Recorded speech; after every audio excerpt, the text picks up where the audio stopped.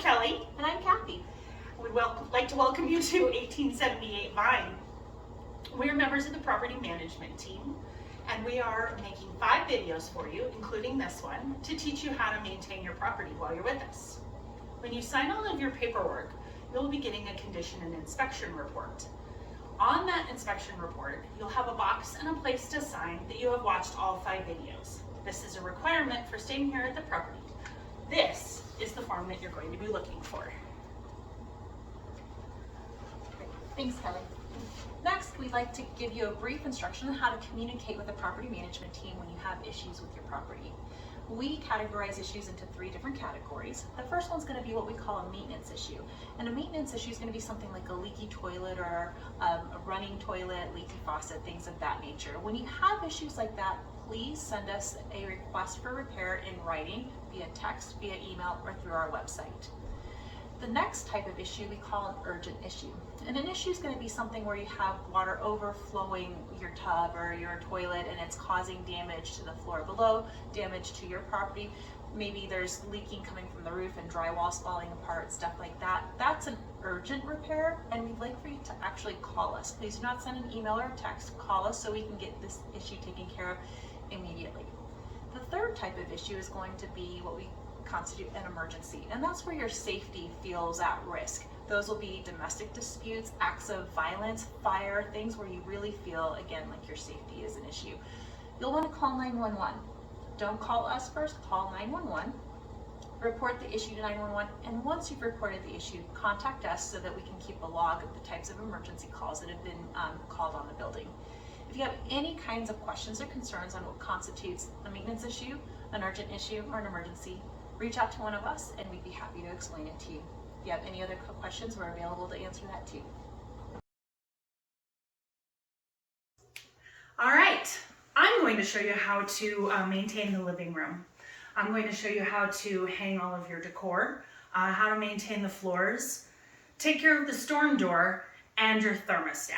I'm going to start with decor here. You'll want to start with push pins or command strips. They do less damage to the walls, so when you do eventually move out, if you're going to move out, you're going to have less damage to the walls and you're more likely to get your security deposit back. So simply push them in after you've done your measuring, etc., and simply hang. That's how you do that. As far as the floors are concerned, you want to be really careful what you're using. We recommend a microfiber cloth type mop. You want to sweep the floor or do a light vacuum, etc., to try and get the bigger pieces up before you use this. You don't want to scratch the floor up. We recommend using a like a mop and glow type product. Once you have everything done, you'll have the dust and a little bit of debris left on the floor. You'll just sprinkle this on the floor like that, and then go with the grain of the floor, and you'll have less streaking. The other thing you can do is use water and soap, but you want to make sure that you wring the microfiber out quite a bit. You do not want to saturate the floors. If you saturate the floors with water, you will have damage over time. Again, it's going to impact your security deposit, so we would really like for you to be able to get all of that back. That's piece cake. Next, we have the storm door. When you're moving things in and out, of course, the purpose of this clip is to hold the door open for you so you can move things in and out of the door easily. When you're done, be very mindful that you move this clip all the way back and not just part of the way, because it will catch there. And then somebody inevitably tries to pull on it. That's how the doors get broken. So just be very, very mindful of this. Make sure this clip is all the way back. Also, you want to make sure this door is shut. The wind can blow through between these buildings and catch the doors, and we don't want to have damage to the doors. The last thing is the thermostat. The building is run with a boiler room and radiant heat. That means that these radiators, when you turn the heat on, they do not make noise. They don't smell like a normal furnace. So you have to give them a little time to start warming the unit up. Set your temperature for what you want it to be and give it roughly 20 minutes to start feeling the heat. If that doesn't work, go ahead and crank it all the way up. You'll feel the heat in the unit very quickly after that first 20 minutes, and then you'll probably have to come back and turn it back down. That is the living room.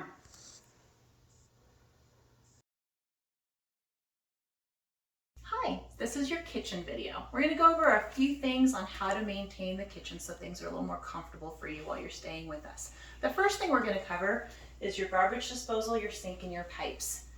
We want to make sure that when you're utilizing the sink that you're not putting big chunks of things in down the drain. It causes things to clog up. This is going to be one of your best friends. It's going to be something that'll allow things to get caught in this trap and not go down the drain. So things like big chunks, shavings of peels or any like eggshells, things like that, you'll want to use down this side, and then you can just pull that sucker out and throw those big chunks away. This is actually what happens when big chunks go down the pipes.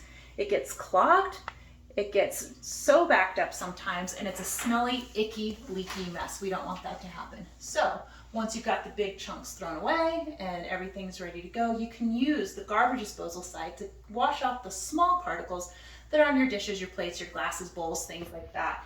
And then you can run the garbage disposal. To run the garbage disposal, always have the water turned on. And then turn on your garbage disposal. I like to pulse it a couple of times. And that's a really good, efficient way to use your garbage disposal. If for some reason the garbage disposal isn't running, the blades aren't turning, but say the motor's running or the motor's not running, anything of that nature, we have a response to that too. Here is what your garbage disposal looks like on the bottom side of it. On the bottom side of it, you'll see this little hole. It fits this nifty little Allen wrench. And what you're going to want to do is get the Allen wrench in there and turn it until the blade's open and things go through. After you try that, go ahead and switch the garbage disposal on. Remember to run the water. And if that doesn't work and the motor's not running, you might need to just do a simple reset. This red button right here is the reset button. Press that button, try to run the garbage disposal. If for some reason that doesn't work, then there might be a bigger problem, a bigger issue with your garbage disposal. The best thing to do is contact us via email or text or through the website, and we'll make arrangements and schedule a repair for that. Now we'll move over to the stove. Stoves are self-cleaning. In order to run the self-cleaning stove, you'll want to turn the knob to self-cleaning. Some of the stoves will have a lever to lock, some will be self-locking. And it gets the temperature so hot in there that all that particle, all that junk stuff just starts to melt off and turn to ash. This does cause a lot of heavy fumes, so the best time to run the garbage disposal is when you're going to be gone for a few hours. It does get a little hard to breathe and it can make your eyes tear, so if you're going to be gone for a nice little hike or you're going to be gone for a few hours, that's a good time to run the self-cleaning oven. The other thing that's really convenient to cleaning your oven is that you can lift up the drip pan plates and clean underneath this area. You can use soft scrub, soap and water, and get all that stuff cleaned up. We like to put aluminum foil under there, so it makes it super, super easy to clean up any icky, gunky mess and then wipe down with soap and water. Next is your breaker panel. What can happen is you use an appliance that trips a breaker and you're thinking, oh gosh, what do I do? Something's happened here, my electricity's not working. First thing you want to do when a piece of electricity isn't working is you want to come to the breaker box and flip a switch if you see it's out of place. You're going to have multiple switches. Usually the top 4 switches are for different parts of the apartment, and this double switch is going to be for your, it's a 220 for your stove. If for some reason that has not repaired your electric problem, we call that an urgent issue. Please give us a call and we'll come and take care of that as quickly as possible. That in a nutshell is your kitchen. If you have any other questions, give us a call. Okay, we're going to discuss the bathroom now. We're going to talk about bathtub, water shutoff, and any slow drain issues you may have. Starting with the bathtub. You want to make sure when you're running a bath that you only fill the water about half full. When you get in, or if you're trying to wash something in your bathtub, of course that water is going to rise. You don't want that water coming over the lip of the tub and saturating the floor, as I discussed in the living room video. As far as the water shutoffs, there is one below the toilet here. There's another water shutoff for both hot and cold water underneath the sink. There's also water shutoff valve underneath your kitchen sink, just in case you need it there as well.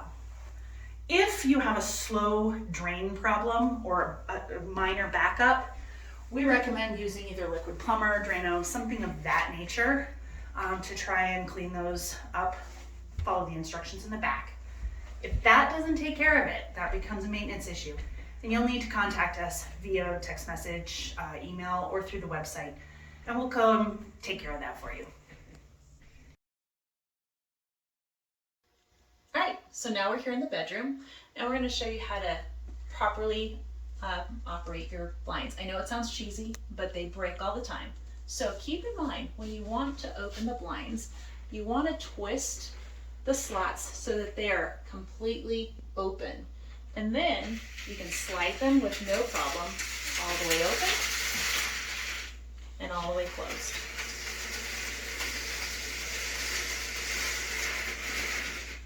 And then you can turn them either direction to get them completely closed. The other thing you want to be sure to do is when you are cleaning your blinds, the best thing to use is a little feather dust or something like this. Grab onto either side of the slat. Be sure not to pull down or pull the slat too far away, because they will rip off the clips up top and you will not be able to replace them. Then you want to lightly rub up and down either side of the slat to keep the dust and anything goofy off of them. The other thing that this is really good for is your baseboard heating vents. You'll notice that your baseboard heating vents have openings on the top and on the bottom. And these guys do a really good job of getting deep into the slats on the top and on the bottom. And the better you keep these things clean, the more efficient your heat will feel coming out of them. The other thing you may be interested in doing is getting an air conditioner. We do not allow the window units that sit inside the window. These are new vinyl framed windows. They're actually kind of soft. And when you put those heavy AC window units in the frame, it actually bends the frame, which makes it difficult to open and close the windows, and it creates gaps so you don't have the perfect seal. So the kind of air conditioning units that we do allow are the floor units. And here's an example of a floor unit that has a vent that vents out through the window. If you need direction on where you can purchase a unit like that, call your management team and we'll give you guidance on where you can purchase these items. Sometimes they're on sale, sometimes you can get them used, and they're really, really super efficient. And that actually wraps up our 5 videos. So if you have any questions or concerns about any of these videos, please let us know. The goal of these videos was to make you as comfortable as possible operating, maintaining, and staying in your apartment. If you have any concerns at all, please give us a call. We'd be happy to help. Thank you so much for watching.